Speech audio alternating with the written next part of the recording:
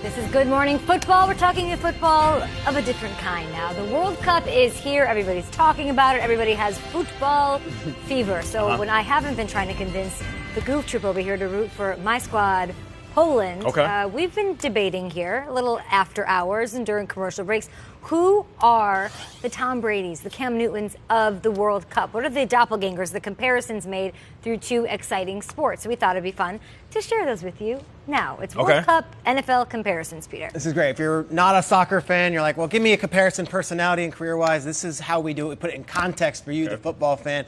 Biggest name in this World Cup might just be Cristiano Ronaldo for Portugal. My comparison, one Cam Newton. Let me explain. Ronaldo wins at the club level every year. This guy is a dominant player when he's over there in Spain. But then, when he gets to the World Cup level, just hasn't won that ring. Cam Newton, he won a Heisman Trophy. He won a college football championship.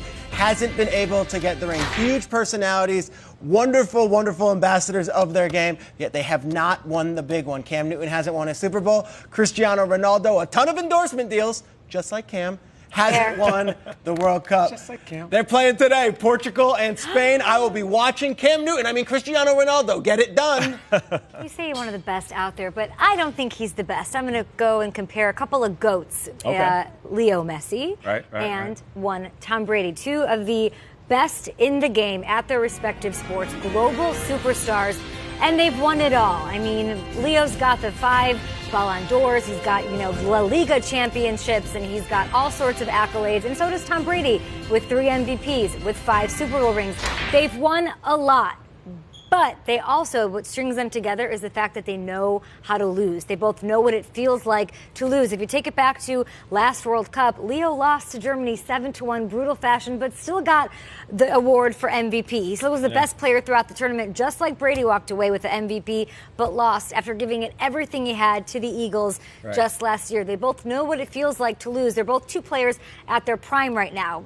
Messi's 30. I don't know if we're going to see him in the next World Cup. He's already talking about retiring. And Father Time might make that decision for Tom Brady sooner or later. So it's one of those things where people want to say, is it Ronaldo or is it Messi? Is it Aaron Rodgers? Is it Brady? These are two of the GOATs on the field. Enjoy it while you have it. I love it. That's kind of how I What's feel Messi's about it. relationship also, with his coach? they've made questionable hair his trainer decisions. and his coach? Yeah. Does Messi like his coach? No, see, this is a great point. I like this. Because I'm curious.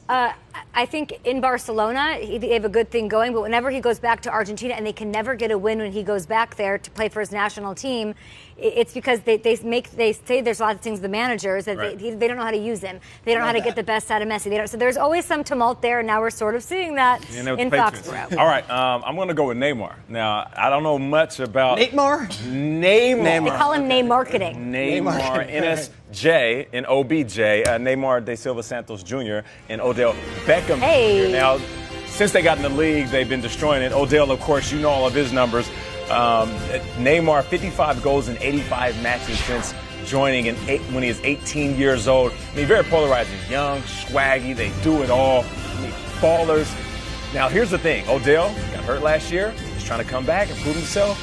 2014 World Cup, the campaign got cut short for Neymar because he got injured, so it's the same thing. He's coming back. Coming back from that injury, trying to prove himself once again as one of the best in the game. So in very similar situations, and they know each other, of course, all the celebrities and guys that make big monies, they all know each other. So Neymar and OBJ. And Brazil's favored. They're favored to win. They could win without Neymar. They have their stack, just like Odell now has weapons around him. And Pat Shurmur, the influence he's clearly had on this offense, they have a guy named Chiche down there changing the game from the inside out, making Brazil the contender. Chiche. Shout out to Chiche. Love it. Shout out to Chiche. Shout out to Kay knowing Chiche. I like that. I'm going to go back to Argentina, where you went with Messi, and I'm going to go with a guy named Gonzalo Higuain. Wow. He's Matt Ryan. Let me explain. This guy, Higuain, has had multiple opportunities to put the game away and get games done. This is in the World Cup 2014. Missed a huge shot. Higuain, sorry. All the soccer heads are killing me right now. Come on!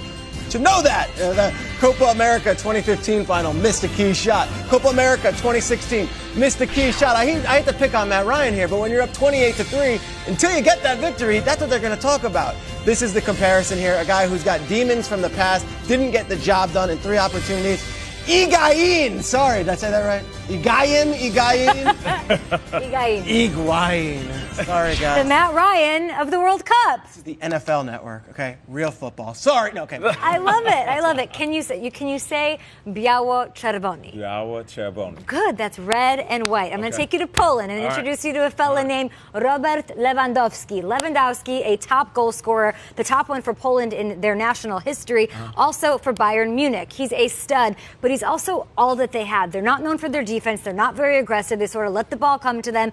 And it's whenever you watch as a fan, you're like, get the ball to Robert. Like, if you get him the ball, do it, and he'll put it on his back. He's Aaron Rodgers. Yes. Okay. Aaron Rodgers is the Robert Lewandowski of the NFL. Because for those reasons alone, I feel like it's him. He's very much like Drogba to Ivory Coast. Yeah. Like, put it on his back years ago. They're not in it this year. But, you know, what he did for Ivory Coast is exactly what Lewandowski wants to do for Poland. It's exactly what Aaron Rodgers wants to do with his squad. Nice. Yeah. Okay.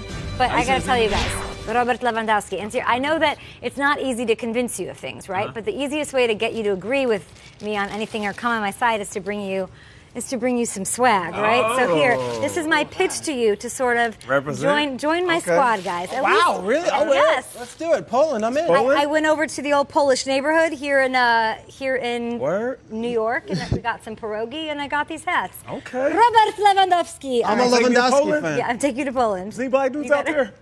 Oh my God. I'm coming. All right, we gotta get that population up, okay? All right, Who's next? all right, I'm gonna go with Mo Salah. All right, Yeah. Mo Salah's a beast. Now, when he signed with Chelsea in 2013, 2015, he only had 2 goals. So it's kind of like Todd Gurley when he had that off season. Everybody's like, oh, what rookie campaign? Then he had the off season. Everybody's starting to focus on him, but then Todd Gurley bounced back big and had those 19 TDs. And everybody's like, yo, this dude's a beast. So Mo Salah, he came back and bounced back, signed with Liverpool in 2018, put up 32 goals. 32 goals. That's more than Messi. Yeah, more than Messi. That's like Todd Gurley putting up the 19 touchdowns, right? And he won the Golden Boot in the Premier League, which is the scoring title. So Todd Gurley being the offensive MVP, one of the best players in this game, that's pretty much him. So Mo Salah, a monster. The team pretty much revolves around his talent. Egypt. And that's the same thing. On the Egyptian king. With Todd Gurley, the team revolves around his talent. He's cool.